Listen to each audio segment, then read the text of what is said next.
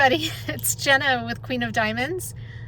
Thanks for joining me and Allie today. We are going on a little errand real quick, and then when I get back, I'm going to start my kit and chat for this week.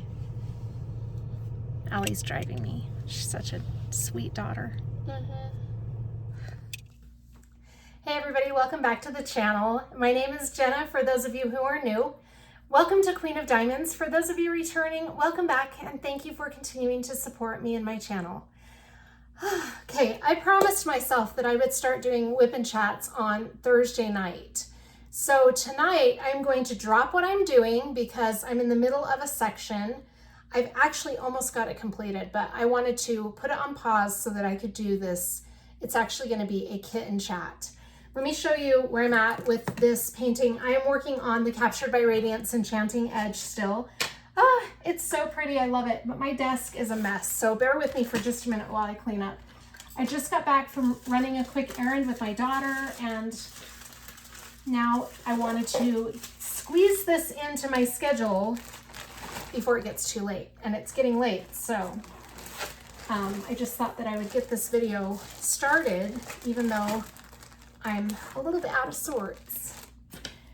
I have two diamond paintings that I'm going to be kitting up in this kit and chat, and I'll show you those. They are part of my June lineup, so some of you who watch my channel regularly have already seen these.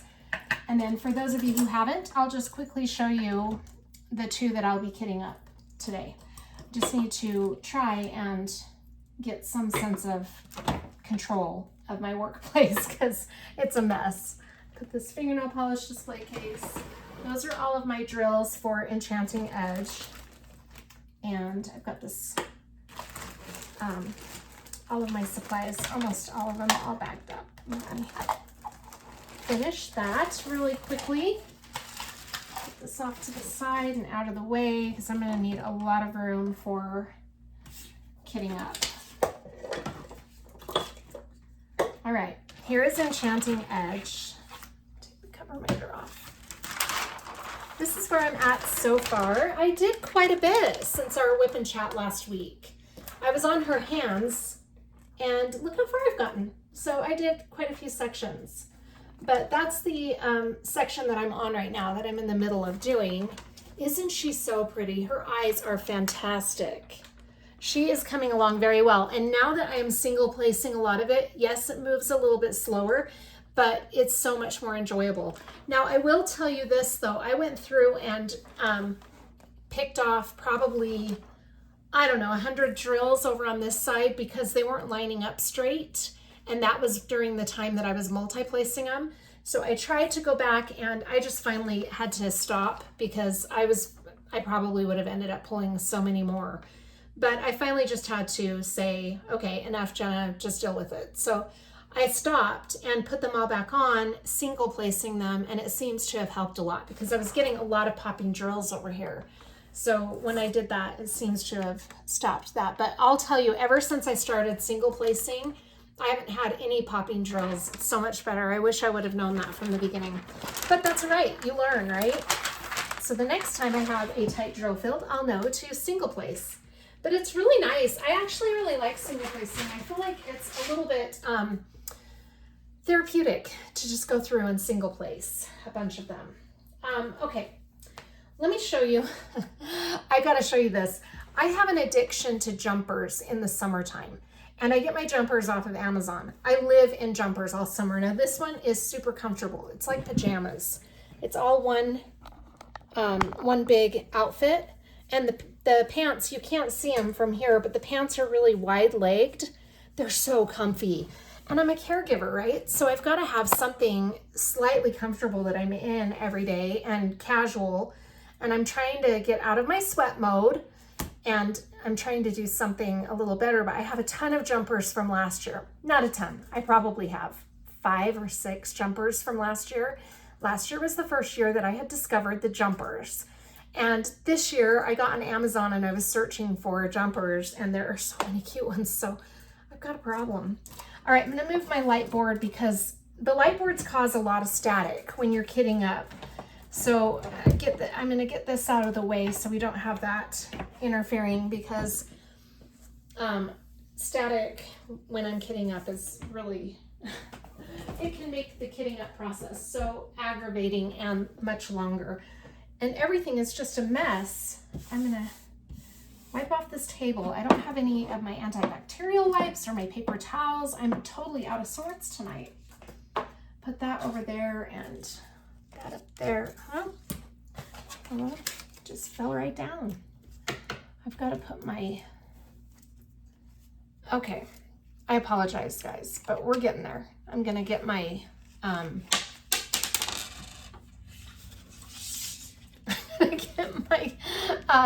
sticky to stay on this calendar. It's not wanting to stay. Oh my gosh, my cover minder's not working. Okay, you know what?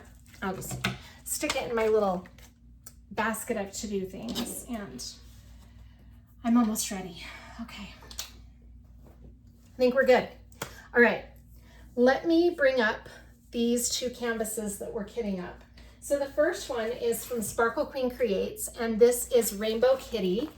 This will be one of my new to me shops for the month of June. Isn't this cute?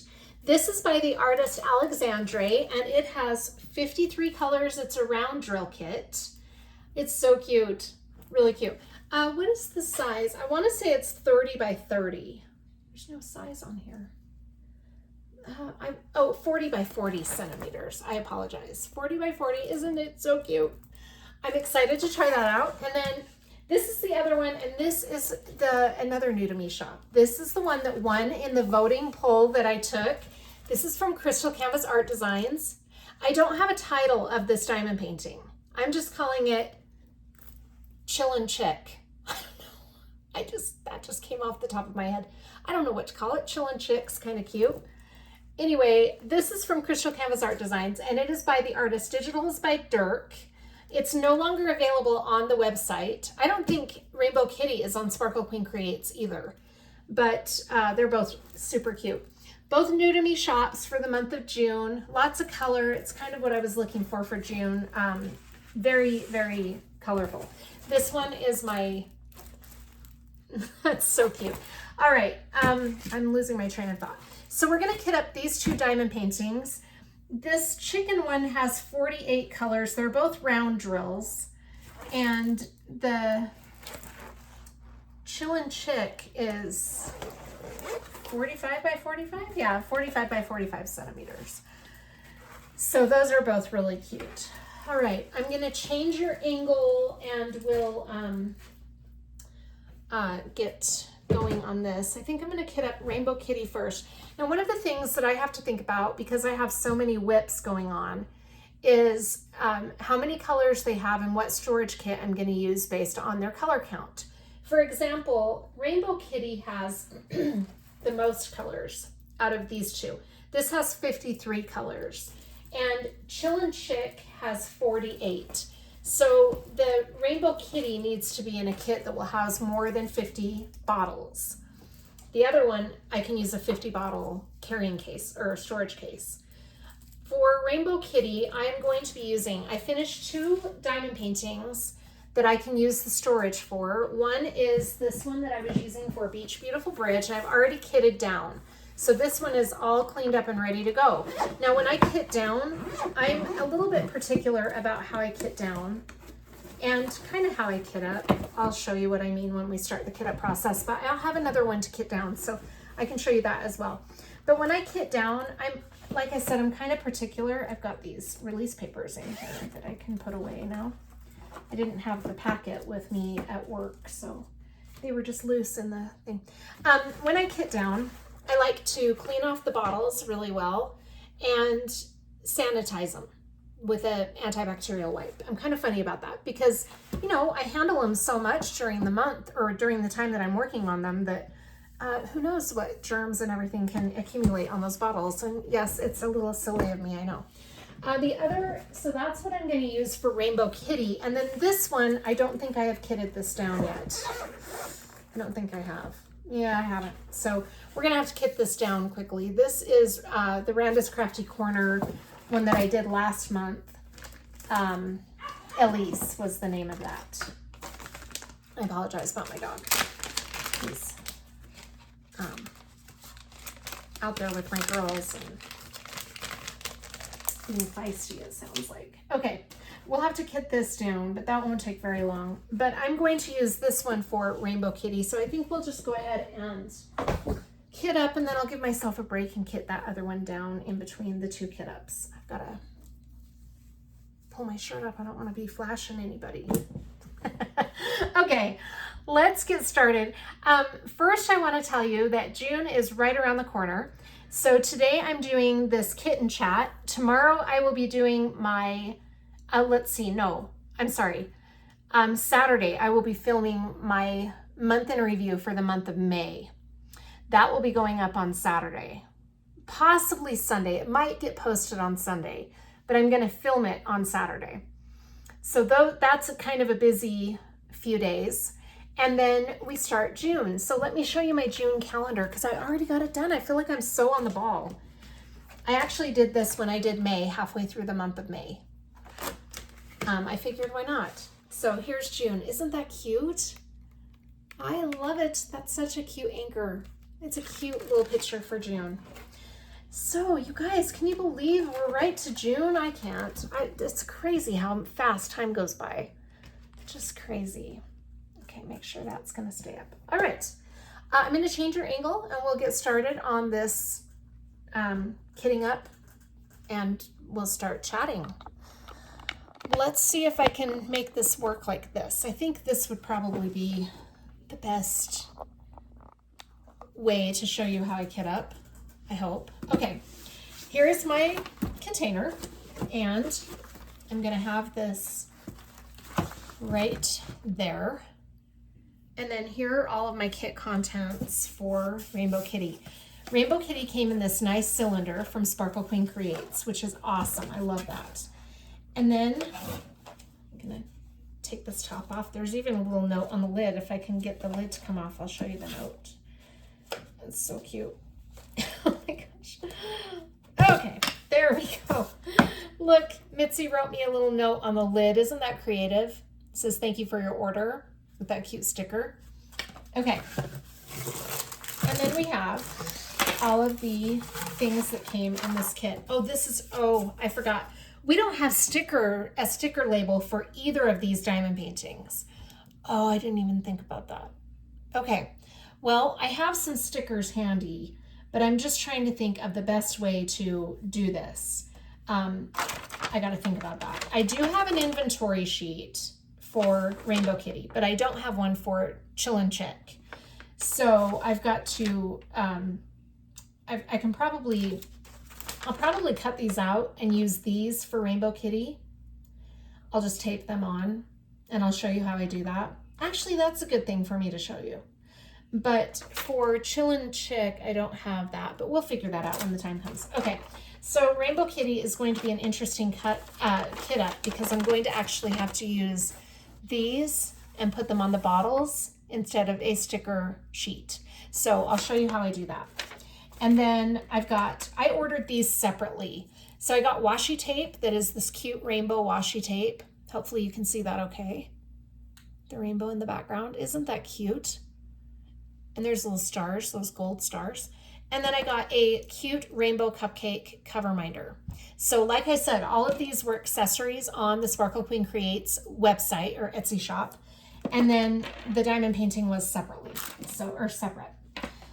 All right, here are all of our colors. And they were packaged very nicely, but as you can see, Jenna does not repackage things as nicely as they come. So this is my very quick throw them back into the bag job that I did. Awesome. And we are going to pull these out and start on this process. I'm just thinking because since I'm going to be cutting these labels out. Okay. All right. The problem that I am dealing with doing it this way, most of you who are seasoned diamond painters know this already. But for those of you who are newer to diamond painting, that is why I'm going to go into a little more detail to explain this situation that I'm faced with. So I do have some labels. In fact, I have them right here. These are just labels that came with one of my storage box when I got it. I could just take these off and use them. Okay, and that would be one solution. If that's what you're into, you can do that. You just stick them on there, and you can either go in numeric order and just put the number there because that is on the canvas, or what I'm going to do is cut out the symbols because I like going by the symbols and not the numbers. But you do have the option, it's a preference. My preference is to go by the symbols. But the problem I'm faced with is if I just take these symbols and cut them out and put them on here with Scotch tape over them, I don't want to have to soak these bottles afterwards and scrub and really try to get those cleaned off. So what I like to do in this case is use washi tape. And I'm going to dig through my washi stash because I don't want to use my Simply Gilded washi. I'm going to find some that I got on Amazon that's just washi I don't really care about. And the reason is it's just going to be torn off and thrown away anyway. So I would like it to be a solid color though, because it's hard to see the symbols if it's a really busy patterned washi. But I'm not seeing any washi that's a solid color. Okay, I do have some. This is some that I got in a Valentine's Day pack. It's just this pink color. And the reason I like to do this is washi pills up very easily, so I don't have to scrub or really scratch at these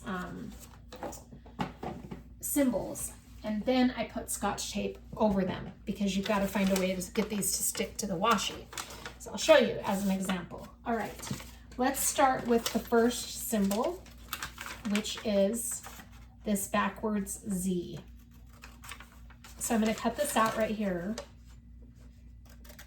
And I don't want to forget what number it is because these are labeled with a number only.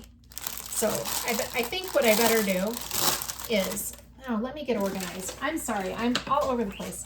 Let me show you how I normally kit up. I think this threw me off. Trying to figure out how I was going to do that has kind of thrown me off my game a little bit. Okay, back to organized Jenna. So what I like to do is have my drills in piles of 10s.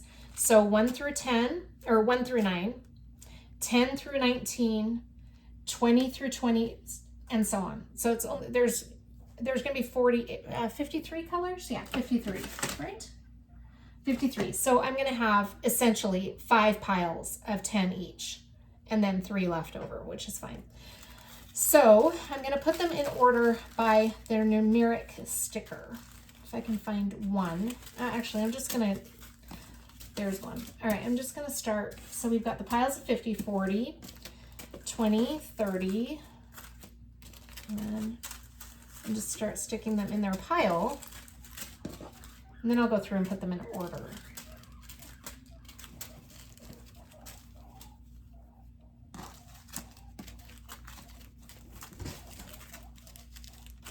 Oh, these are already in order. The 10s were great. Those were very easy. I wish the rest of them were that easy, but I wasn't very conscious of that when I threw them all back together after I unboxed it.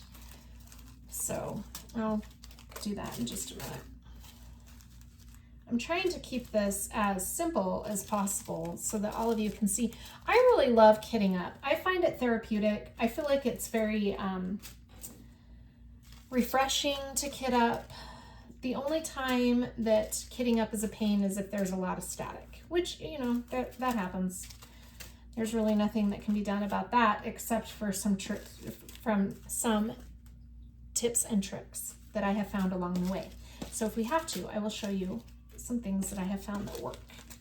Okay, 30s.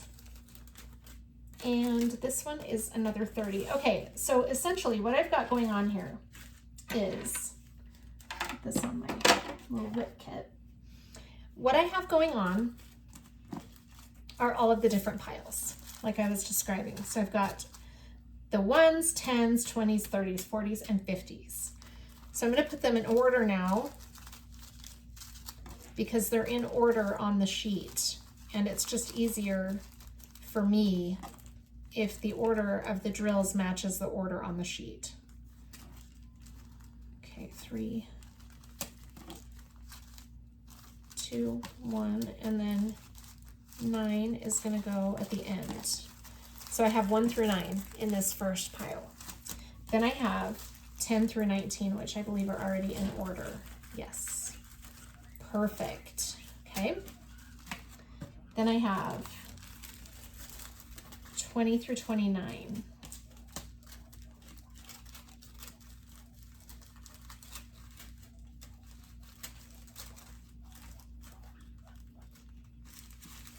Okay, here's our 20s all in order. And then 30s. It has been such a busy day today. I'm so excited to be able to relax and kid up with all of you and tell some stories and just have fun. I just want this to be a fun kitten chat. I just need some downtime and to laugh and be silly. That's my MO lately, is just be silly. Okay, 40, 41, 42. I hope all of you are doing really well. You'll have to let me know in the comments how you're all doing. I love to hear from you. It's like, makes my day when I hear from all of you. And I have a question to pose at the end of the video, if I remember to do it, that I think would be kind of a fun little, not game, but a fun little thing to do for all of you. Okay, and I'm going to put my scissors away. Oh, no, I need them. Okay. Jenna. All right, we've got all of our drills in order now by tens. And I've got my washi. Let me put this away because I'm not going to use that. I've got my washi and I need Scotch tape. I really hope, yes, I have some. Whoa, that's crazy that that was still where it's supposed to be, because a lot of the time people take my Scotch tape. It's like one of the most popular things in my house. Okay, so here we have all of our drills, and we're going to start putting I'm going to put the labels on each of the bottles first before I start putting the drills into their bottles. So let's start there. I'm just going to tear off a little piece of washi. And basically what I want the washi to serve as is a cushion right here. That was a big piece of washi. I didn't need it that big. All right, let me cut some of that off. Okay. You know, the first time's just tricky, and then I'll get the hang of it. There we go. So we have the washi. This is not an ideal way to kit up, but if you don't have a sticker sheet, this is basically what you're left with. So this is what I do. I put a little piece of washi on there. Then I take my symbol, which in this case, the first symbol is going to be Z, backward Z. And once I have that, I'm going to put that. Okay, I'm trying to think the best way to do this because this is not wanting to cooperate. Okay, let me just try this. How about this? This garbage. I promise this will run smoother as we get going, but it's just a little hard to get started because I'm not very, I've got to get in a groove. Oh my gosh. Once I'm in a groove, then it'll go faster. Okay, so see how we have that on that piece of tape? And then I'm just going to put that on top of the washi. Now, the whole reason I do that is because I don't want to have to peel up the tape and fuss with that when I'm kitting down. But the washi peels up very easily. See that? It's already coming up. Then I don't have to worry about messing with the Scotch tape. So as inconvenient as this may be, I have found that this is a really good way to kit up if you are stuck without a sticker sheet. So, okay, I'm also going to keep this from getting, keep it like that so that I don't have to try and find the end every time. Okay. Anyway, as I was saying, is I love hearing from you guys. So I was thinking at the end of this video, I would pose a question and see how many responses I get, because I think it would be a really fun question to get answers to. I might have to put some lotion on my hands. My hands feel really What is happening here? I feel like I have a weird film on my hands. That's very strange. Okay. Oh my gosh. Jenna is struggling. I am on the struggle bus for sure. But we'll get going here. I forgot that these do not have sticker sheets. I totally did not even think about that. I just thought, you know, instead of a whip and chat, I'm going to do a kit and chat because I've got 2 diamond paintings to kit up for the month of June. I actually have 3. The Summer with the Masters kit, but I'm not going to be starting that right away simply because I am out of storage room. So I have to finish one of my kits before I can kit up my Summer with the Masters diamond painting. And that's okay because I'm not going to probably get to it right away anyway. In June, I'm just going to kind of get started on it, but my plan was to work on it more in July. And I already know what whip I'm going to take to my mom and dad's for the month of June. I'm going to take my Inner Garden by Yume Art because I'm more than halfway on that canvas and I would really like to get that done. So once I get Inner Garden done, then I can use those storage containers for Lady with Fan, which is my Summer with the Masters entry. So until then, Lady with the Fan will just have to wait, which is sad because I'd really like to get her started, but you know, I only have so much storage capacity and I am maxed out on my storage with all of my diamond paintings. All right, I'm just glancing at my little guinea pigs because all 3 of them are staring at me. I think they are expecting like a treat or something, and I've already given them all their treats for the day, so I don't know why they're kind of begging, but all 3 of them are staring at me. Hi guys. Cute little weirdos. I love them. All right, so as I'm going through just taking these off of the inventory sheet and sticking them onto the bottles, I'll kind of give you a little rundown of my life and what's been going on. My mom's doing better. She is getting up and around a little bit more. I'm trying to get her to take it easy though, because what I have noticed is her pattern is that she'll really push herself one day and then the next day she's hurting. So instead of really pushing herself, what she needs to do is just take it easy all the time. And yeah, try telling my mom that, because that, I just had to fix that because it kept pilling up. My mom doesn't really like to take time to rest ever. So she's just a goer. And while that's fine, when you're injured, you have to take time to let your body heal. And she's not really great at that. So that's the situation with her. Work's been really busy, but it's okay. Hi, I'm just recording. Allie just popped in. What's up?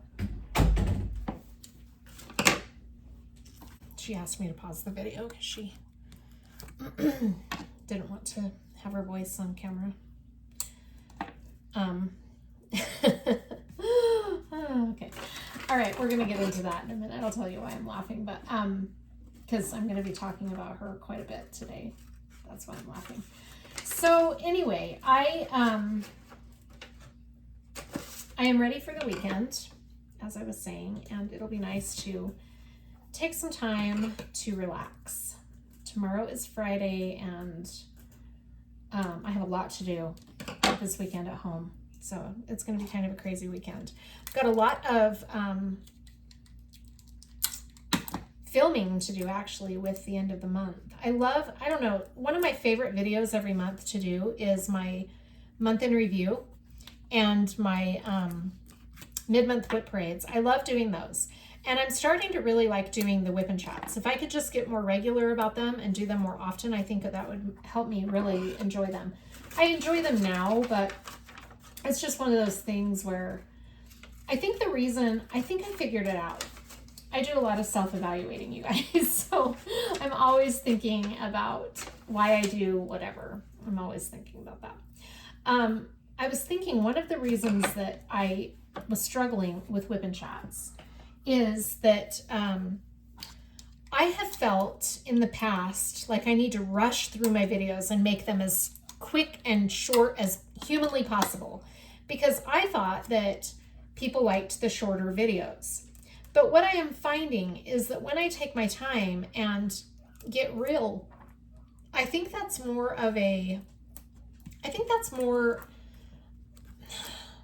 what's the word I'm looking for? I think people enjoy that more. I know I do. I enjoy when people are real. I have had some videos that I look back on, and like Memorial Day, I just felt so rushed because my life was busy that day. And I wanted to get that up because it was the perfect diamond painting to review on Memorial Day. So because my schedule was so busy, I was just really rushed, and I rushed through the post review of that. And I wasn't really happy with it in the end, and I didn't really take the time to think about it until after I had uploaded it. But when I looked back on it, I thought, you know, I didn't even make sense in some of the things that I was saying at the beginning. And when I'm rushed, I either feel like what I'm doing is rehearsed, because I'll think, so for example, if I'm unboxing for a company, I'll think ahead of time of all the things I want to say about that company when I go to do the unboxing. And then when I go to do the unboxing and I'm rushing through it, I'm like, either I sound very rehearsed, or even though it's not necessarily rehearsed, it's just in my mind rehearsed, or I don't make sense because my mind is so scatterbrained. I don't work well like that, I guess. So what I am finding for myself is that if I take my time and just breathe, then my videos are, in my opinion, this is just me talking, but in my opinion, then my videos seem more real and genuine instead of rehearsed and kind of not real. Anyway, I don't know if that makes sense. I think you know where I'm going with this. All right, I'm kind of getting frustrated with this whole situation, partly because I have long nails, so this is a challenge because I'm struggling with the tape and the little teeny tiny symbols, and maybe I shouldn't have done it this way, but we're in it now. We've already started it. We're here. This is what we're doing. I'm definitely not going to be doing the Crystal Canvas art designs this way. I'm going to find a different way to do that. I'm hoping we don't have static in any of these bags, because after I do this, I'm not going to want to fuss with static. I can tell you that right now. Okay, all right. The other thing that is difficult is I can't turn on the air conditioner in my apartment while I'm filming because the sound is so loud. And so it gets really warm really fast, and I'm already starting to feel the heat. So I might just have to turn it on and, I don't know, maybe pause the video for a little bit and let the house cool down for a minute. We'll see. But I'm getting impatient with this situation with these little labels, but it's okay. It'll be, where did it go? Oh, it's on my other nail. It'll be worth it when it's all done, because the bottles will look all nice and uniform, like they all go together. I'm going to turn on the air conditioner. I'll be right back. All right, so I apologize for the background noise, but I've got to have the air on. It's just too hot in here, and my kids are all hot. So I finished Beach Beautiful Bridge today. You know what? I'm not going to struggle with this paper anymore. I'm going to cut this right here, and that will help me not have that whole big paper. I need to keep that though, because I need that little picture to put in my sticker book, or in my, what is it called? My logbook. Okay.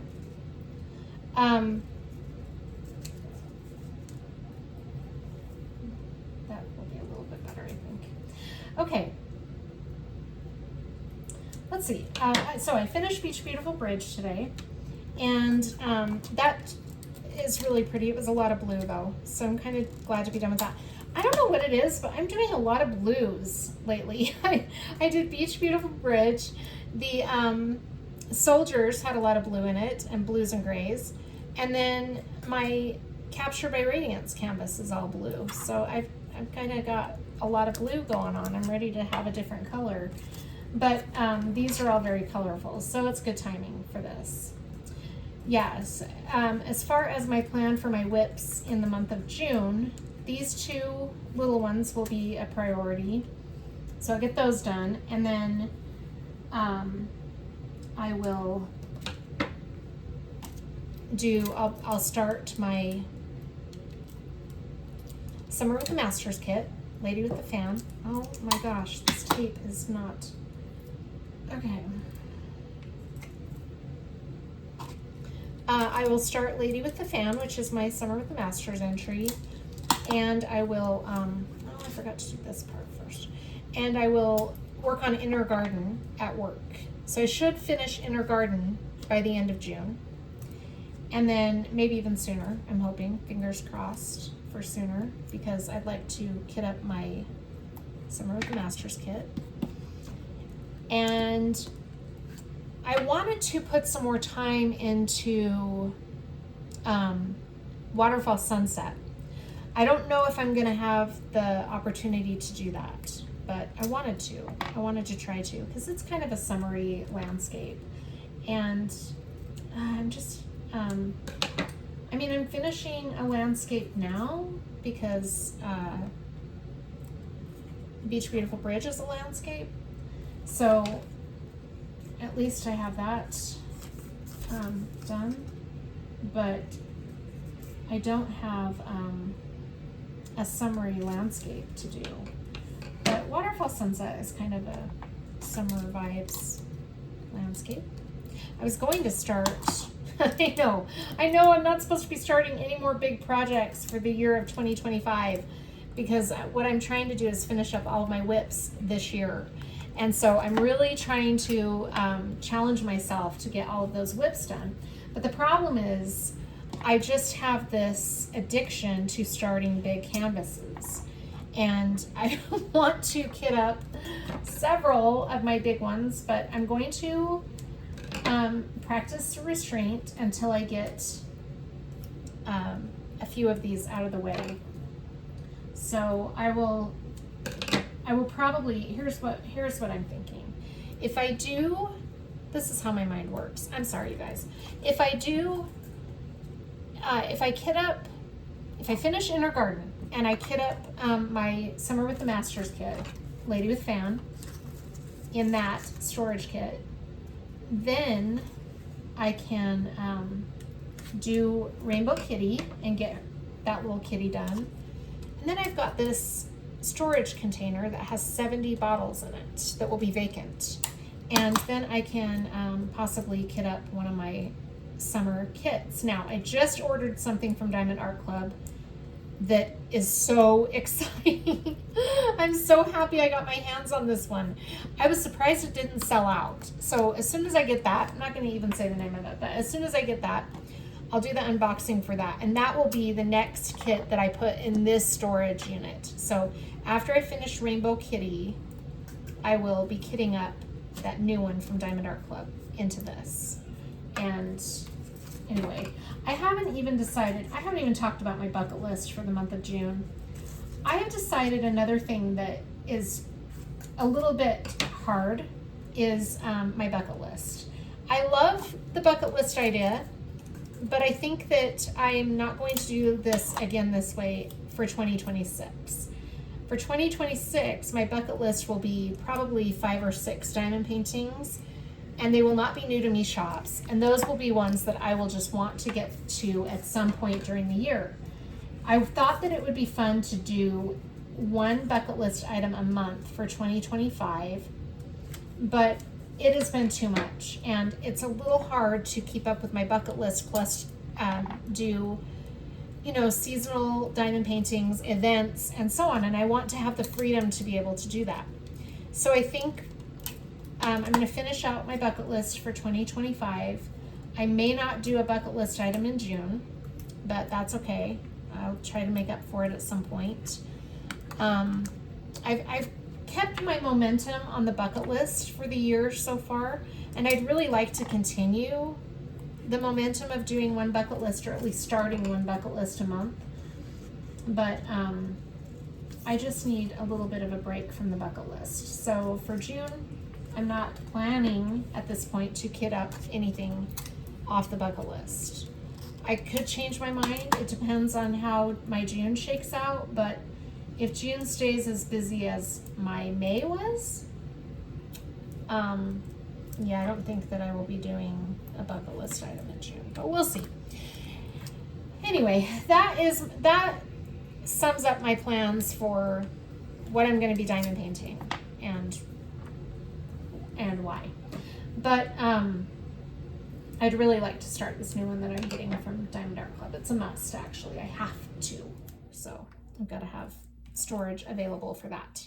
All right, my air conditioning just shut off, so that's nice. All right, let's finish updating you on stuff in my life. I have my guinea pigs are doing really well. They are just, you might start hearing them. They seem to really get excited whenever I'm filming or at night. They love getting really excited at night. I'll be sitting here diamond painting at night, and they'll just all of a sudden start communicating with each other. It's really cute.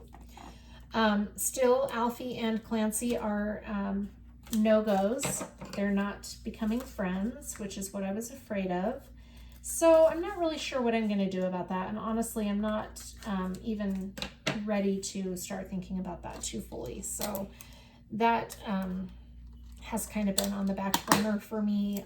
As long as they're both safe and healthy right now, that's the best I can give them.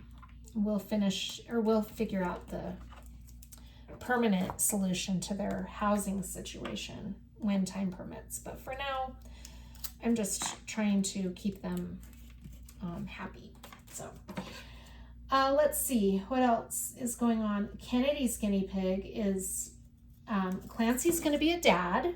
So for those of you who didn't know, Clancy got one of the females pregnant before we got him out of the cage.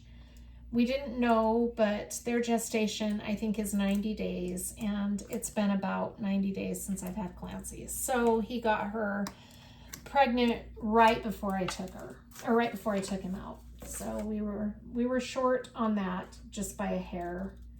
And she is we think she's in labor tonight, but I'm not 100% sure. We thought that the other day, but you can actually see the baby's moving around in her tummy when she's laying down, and she's just horribly uncomfortable. Kennedy's been sick, and so that hasn't helped matters at all, because she can't really, you know, like if this guinea pig were to go into labor, then Kennedy can't really monitor the situation very well, because she has literally been in bed, not feeling well at all. So that is the situation with that. Her tonsils were really swollen. This started Monday or Tuesday. I think it was Tuesday. She started feeling not great, and she called me and said, you know, I may not go to work tomorrow. I'm not feeling very good.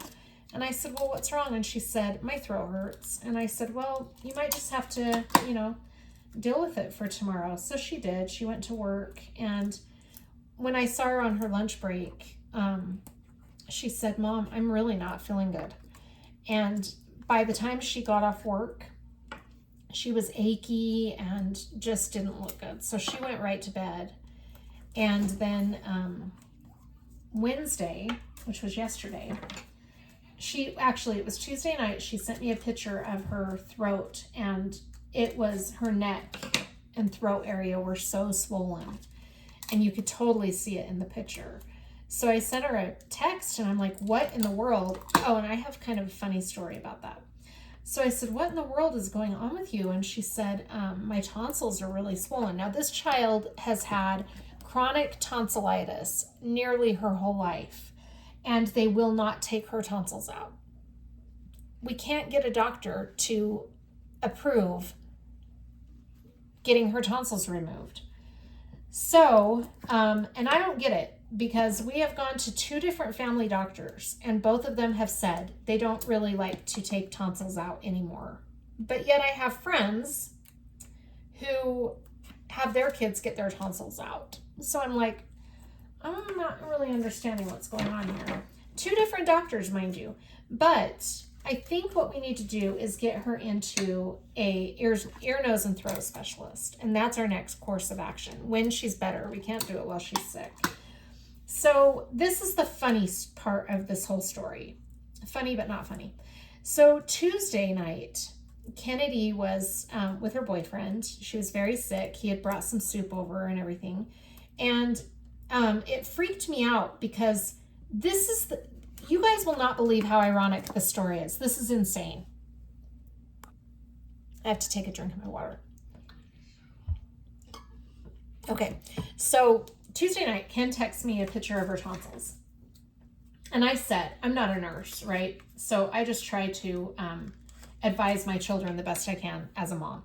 So I said, you might want to take some ibuprofen because it's an anti-inflammatory and maybe it will help that inflamed tonsils, your inflamed tonsils.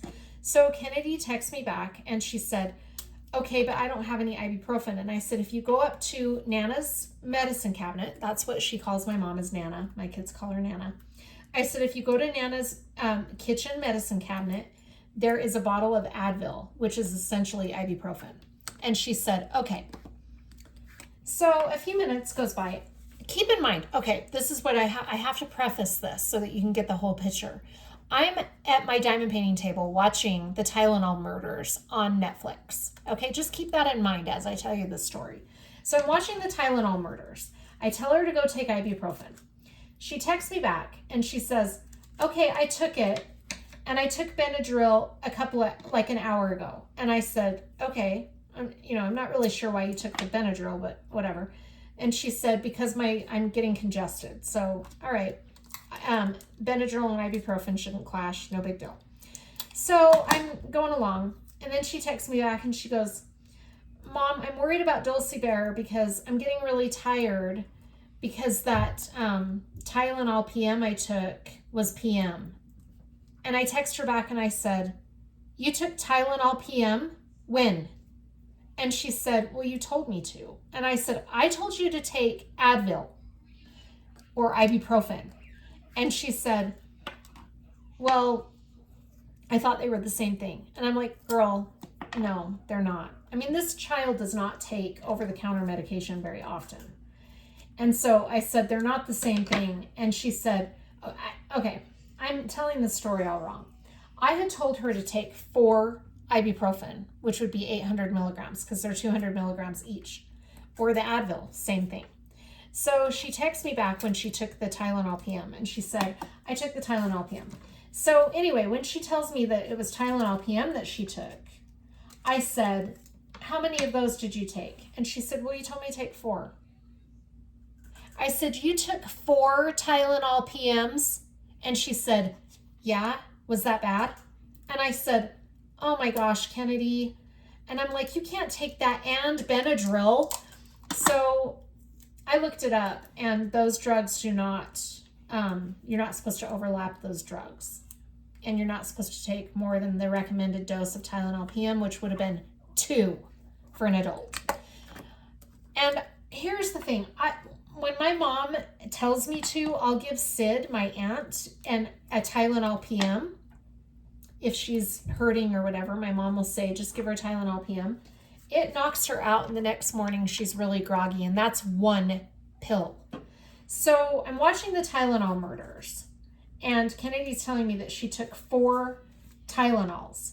And then she says, her boyfriend, whose name I'm not going to say because I don't have his permission, she said, my boyfriend is having shortness of breath. And I said, what is going on over there? So I'm getting concerned that they have like really bad breathing air, or is there a gas leak? I mean, this is just my paranoid state from the movie that I'm watching or the documentary. So I said, Kennedy, I'm going to call the poison control because I don't know if you should throw those pills up. And she said, I can't throw them up. My tonsils are too big. And I'm like, oh my gosh. So I called poison control because I was really concerned. Call me overprotective. Laugh at me all you want. I was worried that my daughter wouldn't wake up in the morning now that she has taken Benadryl and 4 Tylenol PMs. So I called poison control, and the girl was very helpful. She said that that was a lot that she took, that you shouldn't overlap Tylenol PM and Benadryl. But she said she's still not in the danger zone for what she's taken. Just tell her not to take any more. So I did. And she said, we're going to call you back tomorrow to make sure everything's okay. Well, Kennedy fell asleep and slept really hard. And the next morning she woke up and she was feeling a lot better. So that was good. But it didn't help her for very long because Thursday she had a really bad fever. Or Wednesday. So it was the next day. She came home after work and I was still at work because I worked a little bit late that night. And she was down in bed when I went to leave at, I think I left at 5:30 or something like that. And I went down to say goodbye to her and she was laying in bed and she said, Mom, I am so sick. I'm achy. I don't feel good. And I felt her forehead and I said, you've got probably a low-grade fever. So we took her to urgent care and we thought maybe she had strep, but they did a strep test and it was negative. So they couldn't give her any antibiotics or anything. Unfortunately, I wish they would have. And they still, again, said no removal of your tonsils. This is the 3rd time that she has had inflamed tonsils in the past 6 months. And we have gone to the same doctor because he said that we have to have 4 documented cases of inflamed tonsils in a 6-month period. So we're at 3. And then when we were seeing this guy who told us 4 times we had to have it documented, he said, I said, at what point will you take her tonsils out? And he said she has to have 6 recorded, documented tonsillitis before we will do. So now they're changing the number. And I'm just like, oh my gosh, this poor child needs her. I mean, she's not a child anymore. She's 22 years old, but she just needs to have her tonsils removed. So I think the best course of action, like I was saying, is to take her to an ear, nose, and throat specialist. Because one of my girlfriends, I was talking to her, she lives here in Utah, and I was on the phone with her one night, and her daughter just had, she's a couple of years younger than Kennedy, and she had her tonsils removed. So I was like, what? And she said, go to an ear, nose, and throat specialist. Maybe that's what you've got to do to get that done. So, but we will be doing that when she's feeling better. I would take her while she's sick, but I hate, here's the thing I'm torn about, is having her in a doctor's office when she's contagious. So that's why I want to wait until she's feeling a little bit better. Anyway, that is the situation with Kennedy. My other 2 girls got back, like I said, from California, and they came back Tuesday. I thought they were going to be back on Monday, but I found out on Sunday that they wouldn't be back until Tuesday. So they came back Tuesday night, and it was funny because they got home at 9-ish, and Allie wanted to watch Handmaid's Tale because she had left. I hadn't watched any of the newest season of Handmaid's Tale. I'm not going to give any spoilers, so don't worry, but I haven't watched any of the newest season, which is season 6. Allie had watched it, and she was all caught up. They had 1 more episode pending that would be coming out while she was in California. So I got all caught up, and she said, Mom, while I'm gone, get to episode 9 and then wait for me before you watch episode 9. And I was like, all right. And she said, and then when I get back, we can watch episode 9 and 10 together. But she had already seen 9. And so I knew that meant that something shocking was going to happen in episode 9. So I got to episode 8, watched that. And then I was so mad that she wanted me to wait because I was really excited to watch it. So I waited though. So when she got back on Tuesday, she walked in and said, we have to watch Handmaid's Tale because both of us were starting to see spoilers. So we wanted to get it watched before we knew what the last episode was, because that's the final episode of the entire series. They've ended that now. So we have watched that now. And anyway, so we were up till, gosh, after 11 on Tuesday. And then I didn't even get to talk to Sydney because they literally walked in and we watched that. Sydney's not a Handmaid's Tale fan, so she didn't watch any of that with us. But so we watched those 2 episodes, and then I was so tired and I was getting ready for bed, and Sydney wanted to start telling me about her trip, and I felt really bad because I'm like, Squid, that's what we call her. I said, can we talk about this tomorrow because I'm really tired? And she's like, sure, fine, whatever, because I think she felt bad that I didn't listen to her on Tuesday night. But anyway, so Wednesday I got to hear from Sydney about her trip, and that was good. They had a really good time. Their cousin got married in the Redlands, I want to say. Am I saying that right? Redwoods? Redwoods. Maybe that's what I'm supposed to say.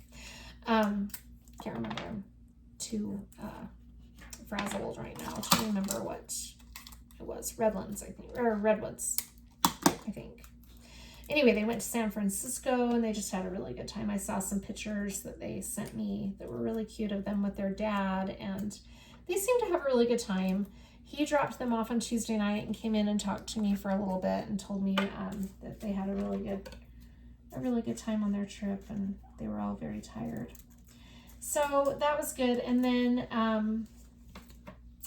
what else has been going on? I feel like there's been so much happening, but now that I'm trying to remember, I can't think of it. There was a hair in that bottle. Our weather has been so nice. I am loving the summer weather. I love it. It's so fantastic. So ready for summer. But it's funny because like 4 or 5 people that I talked to today are in all of them are in different locations, and they all had really stormy weather today, which I found interesting because it was sunny and beautiful here. It's funny how weather can be so different from state to state. All right, well, that brings me to the topic at hand, which I have. I just wanted to share some parenting woes with you. I have 3 daughters, for those of you who are watching me for the first time. Kennedy is my oldest. She is 22. She does not live here. She lives with my mom and dad right now. By choice. She just kind of wanted a sense of freedom because it was hard for her feeling like she's got her little sisters in her space all the time, and she just wanted to feel like an adult, basically. And so, not that she needed that to feel like one, but that was just her preference. And so she moved in with my mom and dad over a year ago. And it's actually really nice having her live there. And I've said this before because my parents are older, and I take comfort in knowing that my daughter is there in case something were to happen. And one of my mom's biggest fears is that she will need to get my dad and my aunt out of the house in the case of an emergency, and she won't be able to get them out on her own. So it's nice for me because both my dad and my aunt are wheelchair bound. So it's nice for me to know that Kennedy is there to help my mom. It's also very nice for my mom to know that Kennedy is there. So Kennedy lives there. Then I have Allie, who is 19, going on 30. She is just growing up so fast, it freaks me out. So Allison, or Allie, is my middle child, and she's going to be the topic of conversation today. And then Sydney, who we call Squid, because she has a love for squids. That's how she got that name. I've got to charge my phone here. Sydney is my youngest. She is named after my aunt, and she is my baby. Kennedy has a different dad than Allie and Sydney. I'm trying to find my charger cord here. Just one moment. plug that in right there. Okay, now we're set. So they have Kennedy has a separate dad than the other two. All right, we are all set now. As I was saying, Kennedy has a different dad than Sydney and Allie. So their dad is my second husband, and Kennedy's dad was my first husband. So, where was I going with that? Oh, I was just telling you about my children, for those of you who are new. Raising all girls has been really fun. I love my daughters. My daughters are my best friends. I absolutely adore each one of them. I have a really unique relationship with my girls in the sense that we talk about everything. There is a reason that my relationship with them has developed into how it is. A lot of people say, you know, you can't be friends with your kids. You have to be their parent. And while that's true, yes, and I see the validity in that, my situation is a little bit unique because, and I'm not going to go into a lot of detail about this because I can't. I'm bound legally to not talk about it. But there was a situation that happened with my girls years back, and we had a lot of involvement with, unfortunately, DCFS was involved and lawyers. So essentially, what I learned through all of that, though, it was a very dark time for me, really difficult time. It was a hard time for my girls' dads. Both of the dads were affected by this. It was just a really big struggle that affected all of us.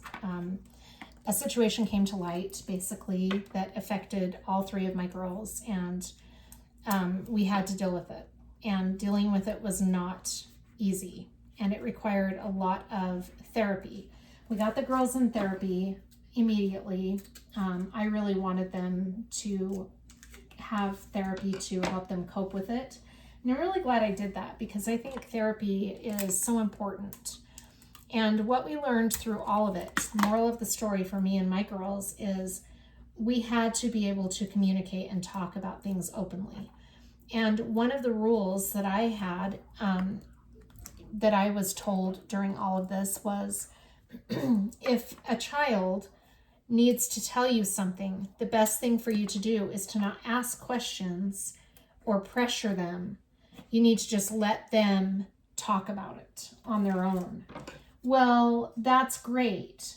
But if you are parenting the way a lot of people believe that you should parent, how can your children feel comfortable to come to you and ask the hard questions or give you information that might be hard to hear if they don't have an open sense of communication with you to begin with? And so what I have kept with my girls through all of that and what we learned was communication is so important. Being able to tell me what is going on in your life is so important. And the other thing that I wanted my girls to know always was, if you are at a party drinking and you don't have a safe ride home, or you're feeling uncomfortable at the party, you call me, and I am not going to be mad at you.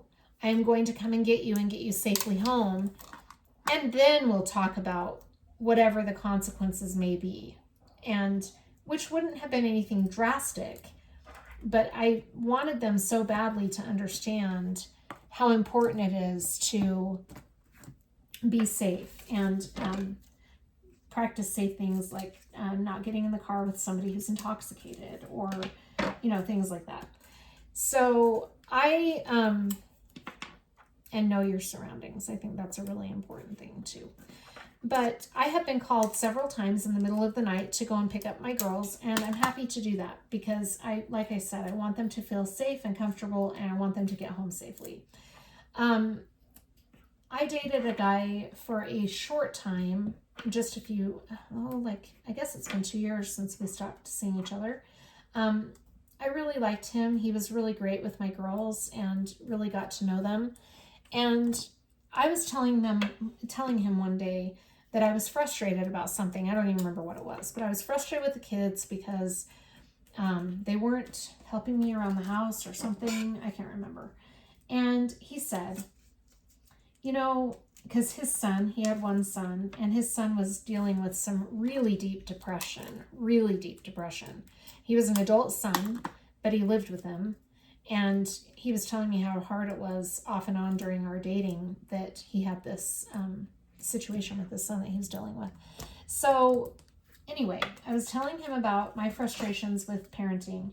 And he said, Jenna, the most important thing is that your girls are safely home every night and wake up in the morning. And he's like, you need to look at it as just keep your kids safe and alive. And I was like, you know what? You're right. And he said, that is the most important thing. Now, should they have, chores around the house and obligations around the house? 100%. Yes, they should. And they should have consequences when they don't do those things. Absolutely. But his point was, the most important thing is that you've got your girls safe and healthy. And I agree with him on that. And sometimes I lose sight of that. But anyway, I've always had an open door policy with my kids because of that situation years ago. I mean, that was probably, I want to say, 9 years ago that we had that.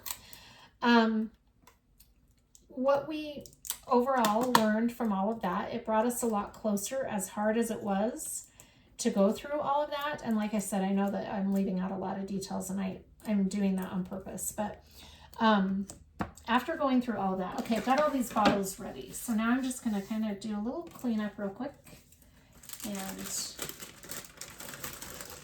put this away.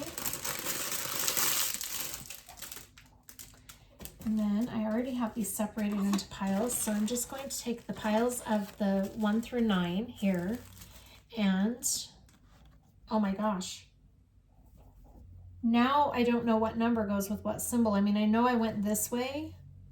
I hope I did. I'm gonna have to look at the canvas legend. That was not smart. You guys probably saw me doing that and were thinking, Jen, I hope you're paying attention to what you're doing, which I wasn't. So now I'm going to have to look at the legend on the canvas, which is fine. So 1 is Z. All right. And I have pre-cut dryer sheets in this little container here. I don't know if you can see that, but they're little squares of dryer sheets in case I have static. And I also have another trick for static, but let's just get started and see where we're at. I'll just put this right here in case I need it. And I'm going to get a tray to put my drills into because I always spill drills. I'll use this cute little, be a little artsy Mrs. Butterdy tray. So I'm not using that for any of my kits currently. So we'll just put that right here. And I have a couple of different things to show you about static. One is the dryer sheet method, where you can just cut up little dryer sheets and put them in the bottles or the baggies. And then that helps cut down static. It does work. It's not always my preferred way. I have found that if you breathe hot breath into a plastic bag, that works just as well as or better than the dryer sheet method. So this one doesn't look like it has a lot of static. But if we are dealing with a ton of static, the other thing that I have that I like to do is to use a big dryer sheet, which I have none on hand. And I'll pour my drills onto that dryer sheet, rub them around a little bit, and then put them into the tray and dump them in. Is it an extra step? Yes. Does it sound like a pain in the rear? Yes, and it can be a pain. But to me, it's better than dealing with static. But look, this bag doesn't have any static, so we're okay here. I can actually just dump these in. I am going to put it on the tray just in case any fall out. Then at least I have the drills contained into a tray. I'm going to hang on to this plastic baggie so that after I'm done with this diamond painting, when I kit down, I'll have the baggies with numbers on them so that I can put them back in this bag. And I'll have to probably just write with a Sharpie the DMC number on the bag so that I will know what DMC number it is. Okay. The second one is the anchor. Yes, okay. Anyway, so I have a very open relationship with my girls, and my daughters, it's funny because growing up, their friends were all so envious that they could tell me, I'm going to so-and-so's house, their parents are out of town, they're having a party, and I'm like, is there going to be drinking? Yeah, there will probably be drinking. I'm like, look, call me if you need a ride home. Be safe. So their friends were a little envious of that. My dog's scratching at my door. Let me grab him real quick.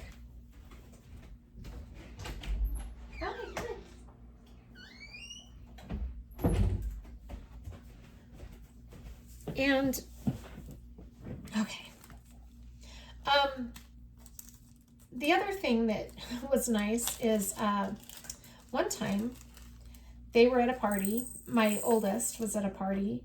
And when she came home, she went right to bed. And I didn't talk to her when she came home. I heard her come in. I was in on my computer. This was years ago. She was 16 or 17. And she came in and I said, oh, good. I'm glad you made it home safely. And she said, yeah. And she went to bed. The next morning, it was very clear to me that she was hungover. So I said, what is wrong with you today? And it was a Saturday or a Sunday or something. And she said, I just don't feel good. And I'm like, are you hungover? And she was finally like, yeah, I'm hungover. And I said, okay, let me help you through this hangover and then we're going to talk about this. It's not that I am okay with my children drinking underage. What it is I want them to be safe. So I want to know what's going on.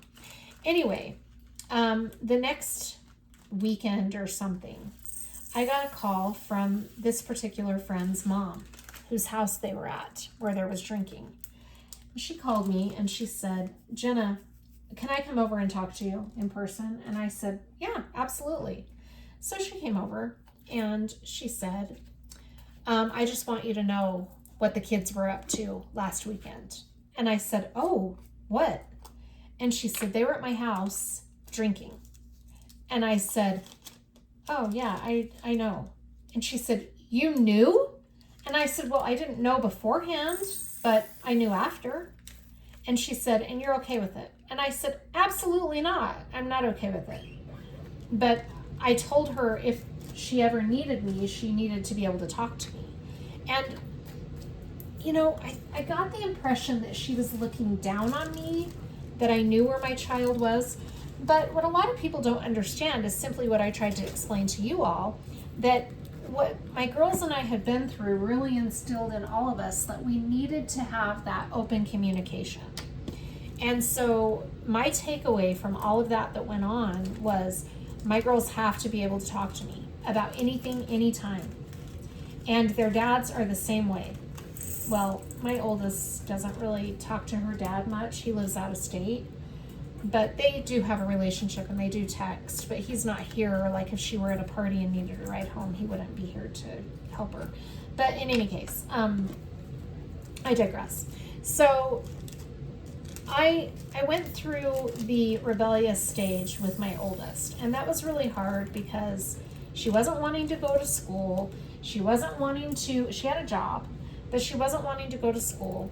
And she didn't do things around the house to help me out. And I was single, and it was really challenging. So I've told some of this before in a prior Whip and Chat, but I had a therapist that was really great. And he was meeting with me throughout her teenage years. And he said, he started giving me little consequences to give to her. So for example, I took the door off of her hinges because I felt like she had done something. I don't remember now what it was. I felt she had done something that meant she couldn't have privacy anymore because privacy is a privilege. And I took the door off of the hinges at his suggestion because I was really frustrated. I didn't know what to do, so I had asked him for some advice. So he said, let's try some consequences. And he knew that this parenting was a challenge for me. So that was one of the consequences, and she didn't care, totally didn't care. The next thing I did was took all of her clothes out of her closet and put them in my room, and I was going to give her an outfit a day. Didn't care. She didn't care. took all of her stuff off of her walls, like all of her artwork. Didn't care. And there were a couple of other things I don't even remember now that I tried to do with her, and she didn't, like, it didn't even faze her. So my therapist said, maybe the best course of action with her is to just talk to her. Let her get it off her chest. Let her tell you what's going on. So I did that. And I gained more ground doing that than I did with any of the consequences. And for a long time, Kennedy and I couldn't even stand to be in the same room with each other. And after we had that initial breakthrough and we talked, our relationship became so much better. So talking is very important to me. Now, that brings me to Allie, who was my second teenager. Allie was a completely different and very unique case. I saw a meme on Facebook that I posted on my Facebook page that says, if I ever need anything illegal, which one of my children would I go to, and why would it be my second child, or something like that. Basically, that sums up Allie. Not that she's naughty or does things illegally, I'm not saying that. But what I'm saying is, she's the one that I would go to if I needed something done. And she's also, though, probably one of my most responsible kids. She is very responsible. She's going to school, college. Kennedy didn't go to any college, or she hasn't yet. And Allie also has a really great job in IT because she is studying IT in school. And so she is very responsible. She got her license right when she was 17, or right when she was 16, sorry. And she's been a very good, very good driver. If I ever need anything, she is the first to say, I'll go do it. If you need something at the store, I'll go get it. She's great. And she's been extremely good for me because she's helping me get enrolled in school. She's helping me stay motivated for all of that. She helps me with tech stuff with the channel if I ever need help with something. Allie is the one I go to for a lot of things. And she's always so eager to help me. When she was about 14, her rebellion started. Let me back up a little bit. Allie's always been a very unique child. Kennedy was a fairly easy first baby. When she became a toddler, I could sit Kennedy on a blanket before she was walking. I could sit her on a blanket, and if I put a little plastic storage container of toys in front of her, Kennedy would sit there, hold still, and play with those toys while I went and showered, or while I was on the computer studying, because I was going to school at that point in my life. And I knew that I could put her on the floor with toys, and I would, minimal supervision. I could be distracted on the computer with her, 5 feet away, and I knew that she would stay and play with the toys. She was very easy until she hit her teenage years. But for the most part, Kennedy was one of the easiest kids ever as infant and toddler. Now, Allie, on the other hand, Allie was a different story. So Allie was a very good baby. She would not relax during bath time. Kennedy, I could give her a bath at night when she was a baby, and she loved it. She would just lay there, and I would just bathe her and put lotion on her, put her pajamas on, and she just would totally relax. Allie, no, she did not want to have a bath. She did not want to have any kind of lotion on her. She would scream, literally scream. In fact, the first time I ever tried to give her a bath as a baby, she was just freshly home from the hospital. Now, Allie had jaundice, so she had been under the lights the first couple of weeks of her life. and we had to leave her. We had at-home lights. So we had her at home under the lights. But the only time I could take her out of the lights was to change her and feed her. And that was extremely hard as a new mom of a new baby because I wanted to hold her, and she had a big sister that wanted to hold her. And anyway, so Allie had jaundice. She was under the lights for a couple of weeks, and then she was fine. But she was such a good baby. She would sleep really good. She was just great. Then she started crawling, and she was into everything. Everything. I mean, I couldn't childproof our house. I think one time, as a matter of fact, I do remember this one particular time. This may have been before she was crawling, actually. I was busy talking to somebody, and Allie was pulling my purse contents out. And I had a medication bottle in my purse, like a pill bottle that was childproof. And I saw her, and she was kind of going like this with it, shaking it and kind of playing with it. No big deal. So I continued talking to whoever it was that I was talking to. I was talking to them in person. They were sitting on the couch. I was sitting in a chair. Allie was sitting right next to me on the floor with my purse, pulling everything out. And she's shaking the bottle, just doing this whole thing. And she's quiet while I'm visiting, And I look down, and the pill bottle is now lidless. And I'm thinking to myself, oh my gosh. So I get down on the floor, and I'm looking for the pills that were in the pill bottle. And I found them, put them back in the pill bottle. But then it started boggling my mind that how do I know that she didn't put one of those pills in her mouth? So I count the pills, and I had just picked them up at the pharmacy. I don't think I had had them for very long. I had carpal tunnel surgery, so they were Lortab because I had an incision. So I'm looking on the floor for all of the pills, put them all back in the bottle, and I count, and I'm short one pill. Now, I hadn't taken any, so I knew that that pill either had to be on the floor somewhere or she had taken it and eaten it. These pills tasted very nasty, so if she had taken it, I would think she would have spit it out. So I'm looking all over the floor, can't find the pill anywhere, and now I'm starting to get nervous that she's taken it. And her dad came home from work right about that time. I told him about the situation, and he said, I think we should take her to the emergency room. So we go to the emergency room, and it turned out that she was fine. I don't think she ever took it. I think it was lost somewhere. We never did find it that I know of, but the doctors didn't think she had taken it. And they said the same thing, that it probably tasted so nasty she would have spit it right out.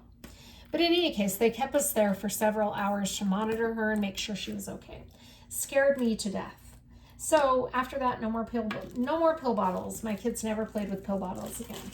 Lesson learned. I mean, I thought I was safe just sitting right by her and she's playing with it, Anyway, and then we had the baby powder incident. So Allie was just old enough to sit up. She wasn't crawling yet. And I had changed maybe her diaper, or I don't know how, but in some way, Allie and Kennedy were in their room playing. And Kennedy was 5 when I had Allie. So 4 or 5. In any case, Kennedy was sitting on the floor playing with Allie, and I walked out of the room and I was down the hall cooking dinner. And when I left the room, Allie was sitting on a blanket or whatever. I think she was crawling at this point, barely crawling.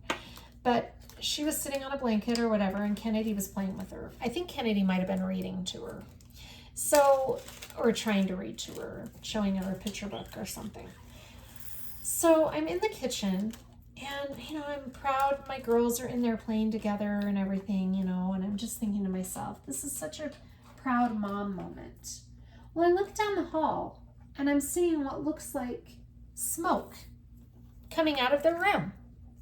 And I go running down the hallway, and I walk in, and Allie has the bottle of baby powder, and she has twisted the cap, and she's shaking it. And baby powder is everywhere. Everywhere. We were cleaning baby powder out of their room. I think we found baby powder a year after. It was everywhere. And Allie was just so proud of herself. There was a time that she got a stick of butter and she was eating the butter, just unwrapped it and was eating the butter, you know, and she was walking at that point, but she wasn't very old.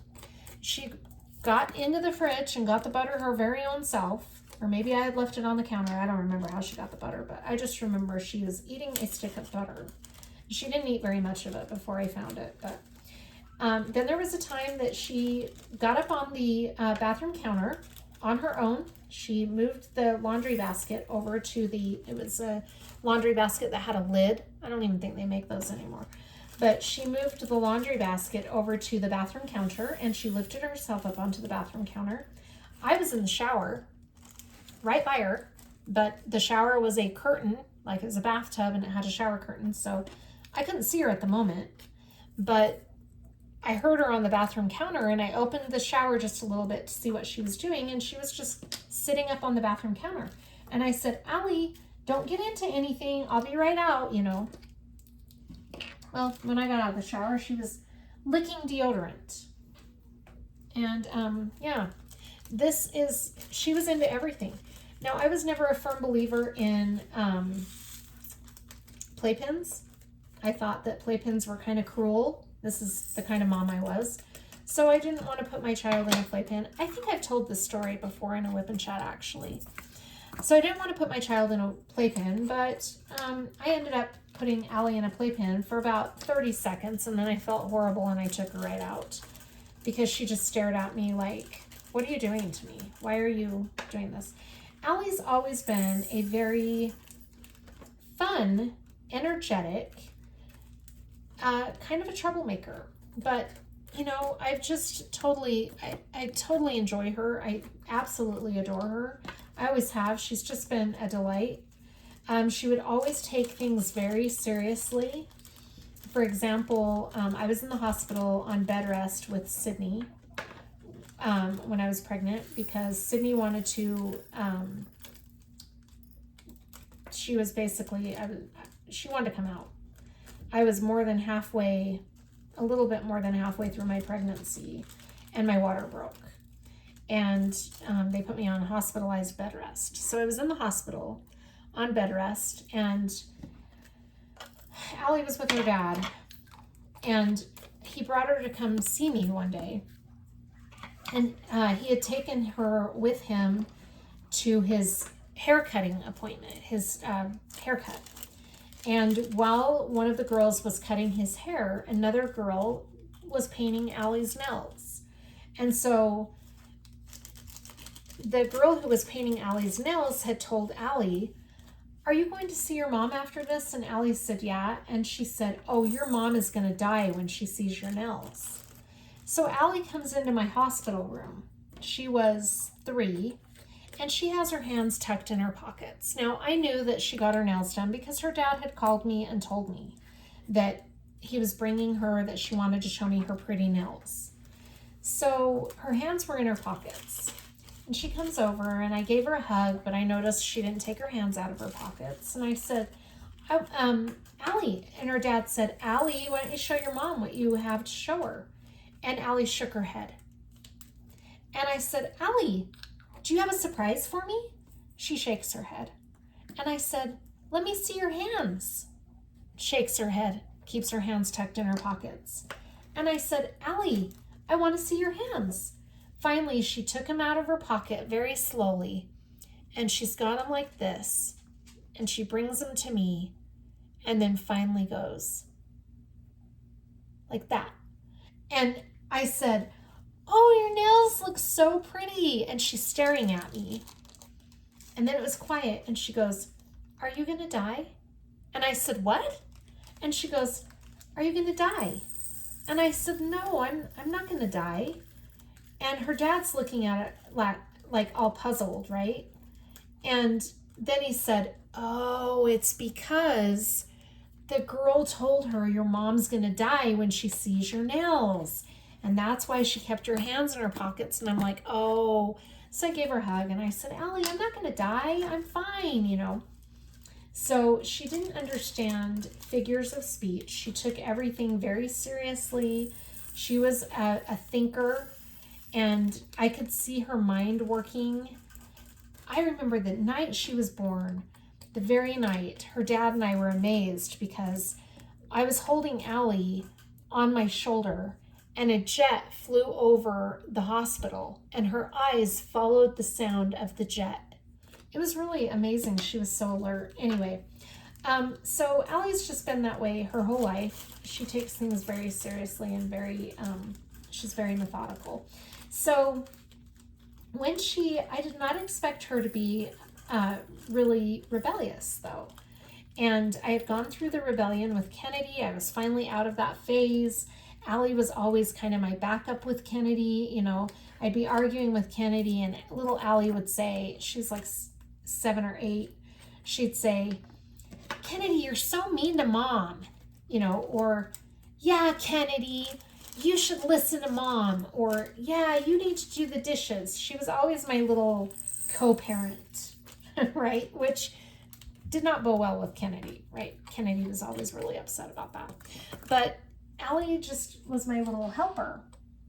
And I did not expect her to be quite as rebellious as she ended up being. Well, Allie was in a class of her own rebellious, and she was just going to be hell on wheels for me. And that's basically how it was for a long time. My ex-fiance had a really hard time with Allie, and he was a very big, do you need to go out of my room? What do you need, Fallon? Fallon is looking like he wants to go out. Do you need to go out? You want to go out here? Okay. This is what my dog does all the time. He just goes back and forth. Allie was very, she had a hard time with my ex-fiance because he's a military guy and he wants everything to be the way he thinks it should be. You know, he doesn't want to hear any arguing. He doesn't want to hear kids ask, well, why? Well, why is that the rule?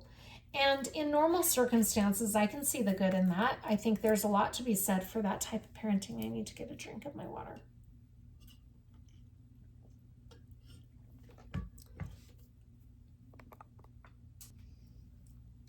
Okay.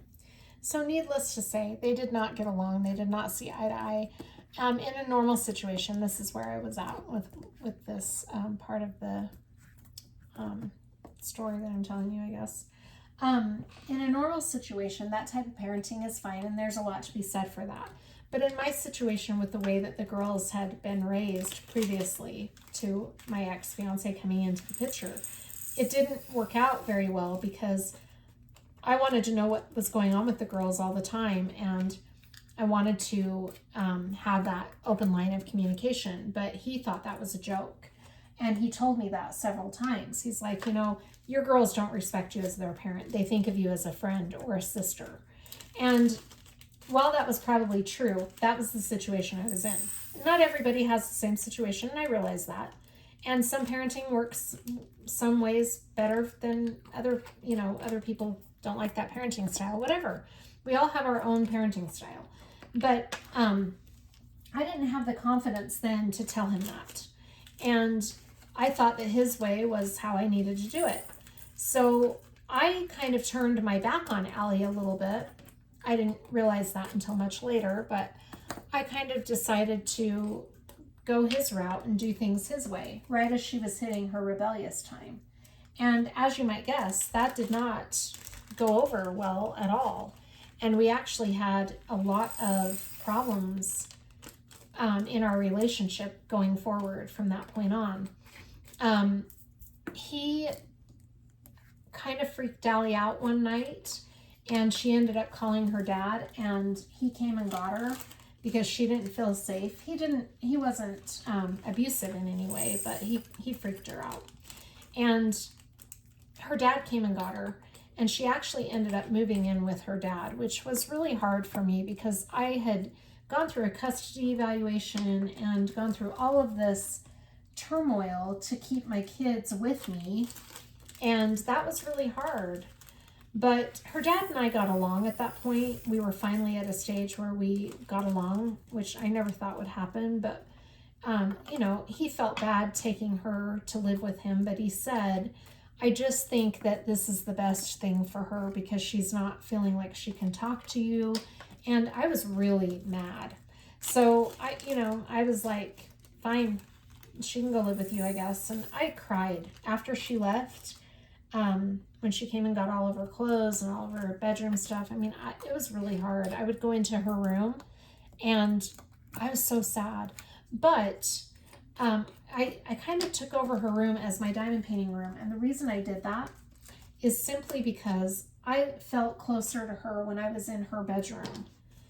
And for me, it was just, it was nice for me to get, it was kind of a safe place for me to go. Not safe. I don't want to make it sound like I felt unsafe because it wasn't that.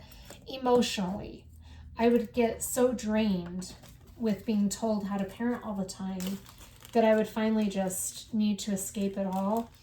And I would go into her room, and that kind of became my diamond painting room. Now she would come and stay some weekends, and she could always stay in her room. And then at that point, it wasn't my diamond painting room, it was her bedroom. But when she wasn't there and she was staying up at her dad's, it was kind of my go-to place.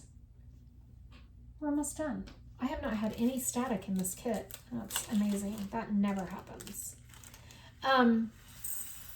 Some of these bottles, if you might have noticed, already have little cut up dryer sheets in them, and I've just left them in there.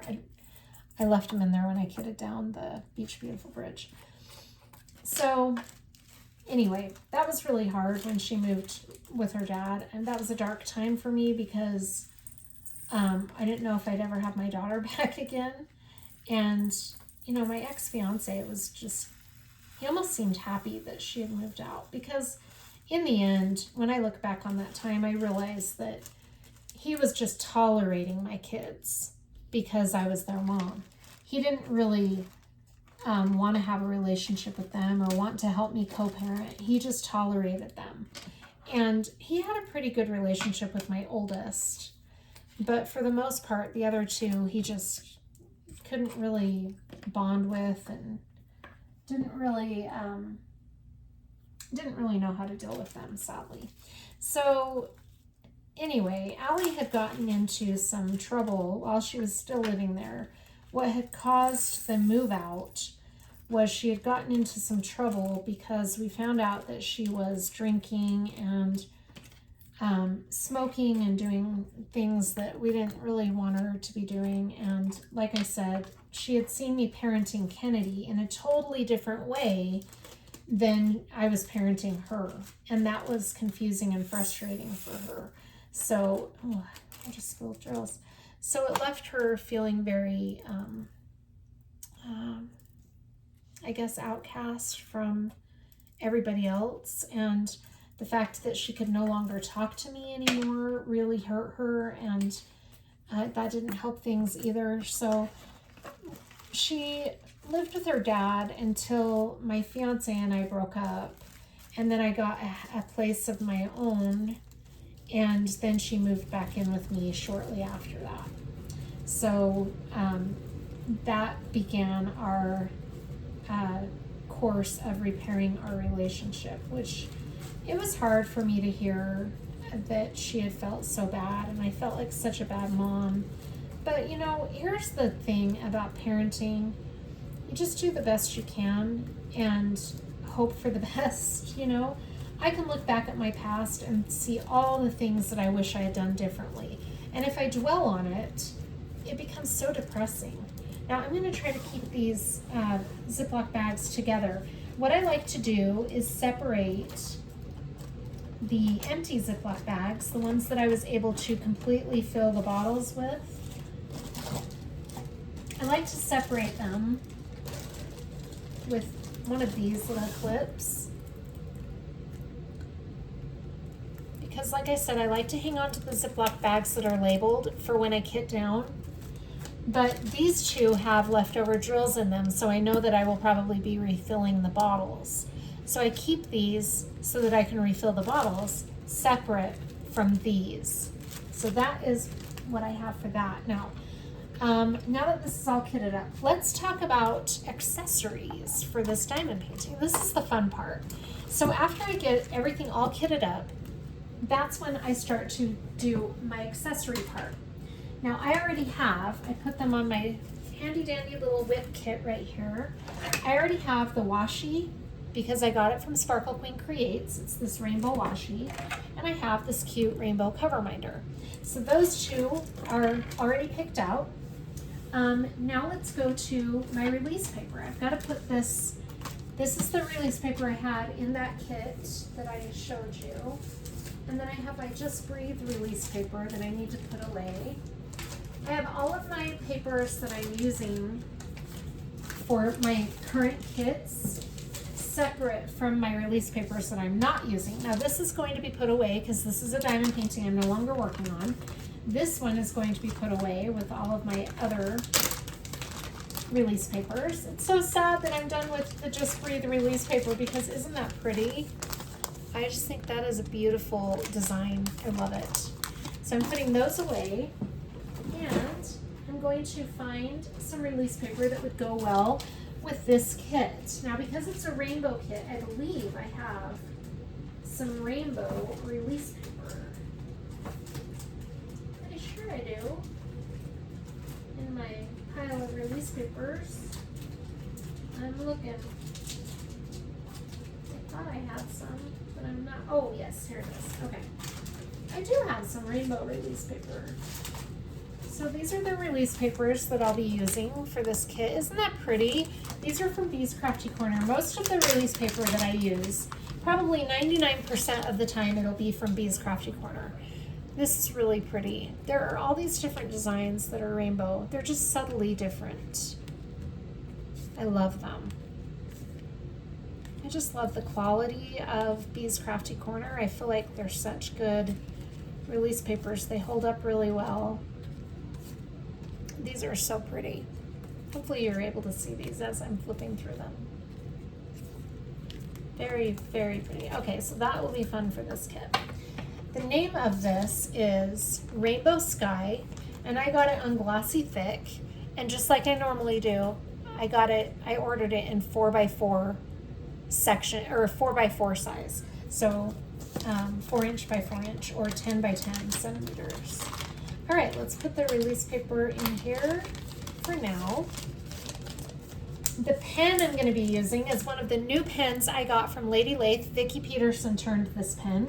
This is the Sprinkles pen, like rainbow sprinkles. Isn't that cute? That will be the pen I'm going to use with this kit. So we've got release paper, washi, cover minder. Okay, we need tray. So let's find a tray. Something that would go with, oh, I got a rainbow tray. So I ordered this from, what was the name of this? Crafty Creations? I'll put the name in the screen. But I ordered this rainbow tray and I haven't used it yet. So I'm really excited to give this tray a try. That's the tray I'm going to be using with this kit. And what else am I missing? Oh, putty and wax. Okay, let's take a look at the putty and the wax for this kit. And we'll see what we're going to use with this particular painting. Okay, I have all of that picked out.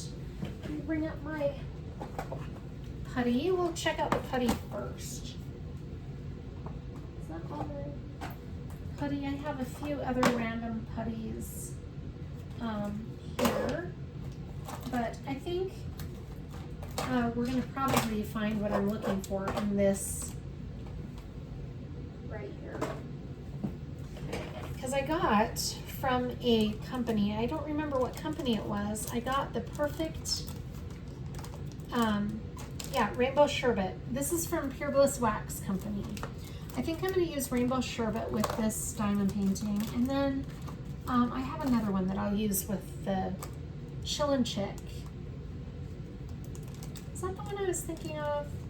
I thought I had rainbow Skittles from somebody.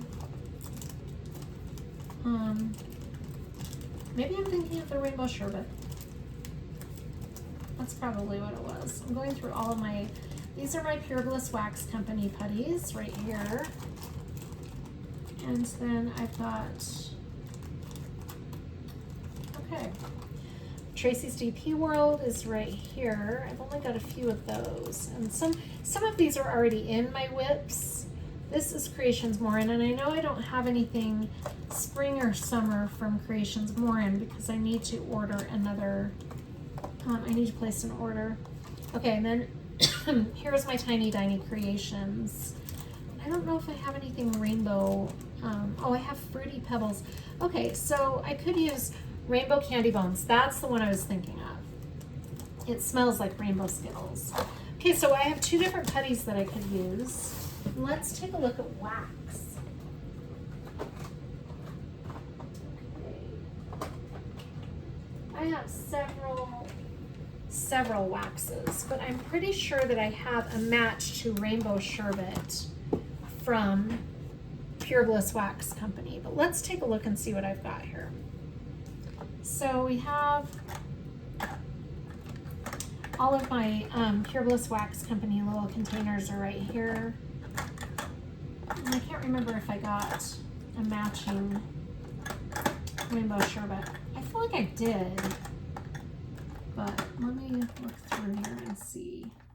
I have 2 strawberry cheesecakes. Oh no, 1 strawberry shortcake. Rainbow Sherbet. Okay, we do have a match, so I think that's what I'm going to use for this kit. I'm going to keep this out though because I might use that for Chill and Chick. We'll see. All right, I'm going to put this away. We'll bring this back out when it's time to pick out the stuff for the next kit. Then I'm going to grab a Ziploc bag.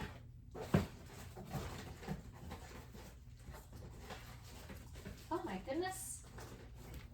I need to buy some more Ziploc bags. Okay. And I'm going to use a Sharpie and write Rainbow Kitty on this. Rainbow Kitty. And then I have my bag ready for all my whip contents. We'll just stick all of this in here. I'm not going to put this in here though, because I don't like to crinkle up this paper and I don't want anything to happen to these. So I keep all of my current release papers that are in use in this handy dandy little thing right here on my desk, on my side table, I should say. These are all of my release papers for my kits that I am currently using. So all of my whips across the board right now are all Bee's Crafty Corner. So I'm just going to stick this in here with all of these. And then if I need one quickly, I know to go here instead of my big stash of release papers. So that is how I have that organized. Now the next thing I'm going to do, I need to stick these drills in here and the putty in the wax. That way, when I'm ready to work on Rainbow Kitty, I can just pull this bag out and I have all of my kit contents right here. Aside from the drills, which are in this case. Okay, now what I'm going to do is put this lid back on that cylinder and put that right there. Okay, the next thing is put this in here for now. Okay. All right, so we have this kit all done. Rather than, let me bring you up to this part. It's getting kind of late and I'm getting really tired. So I think rather than continuing the video and kitting down the Randa's Crafty Corner kit and kitting up the Crystal Canvas Art Designs, I think I'm just going to wrap up the kit and chat now. You've seen how I kit up and all of the steps that I take to put together my little baggie with all my kit essentials for each kit. rather than do that for the next one, I'm just gonna do that on my own tomorrow. And we'll just, like I said, wrap up the video here. I would love to hear from you guys. Why don't you, in the comments, let me know if you could have any pet, what pet you'd want and why. That'd be kind of fun. I'm a huge animal lover, so, and if you don't want to have any pets, just put in the comments that you'd rather not have any pets at all, and that's fine. To each their own.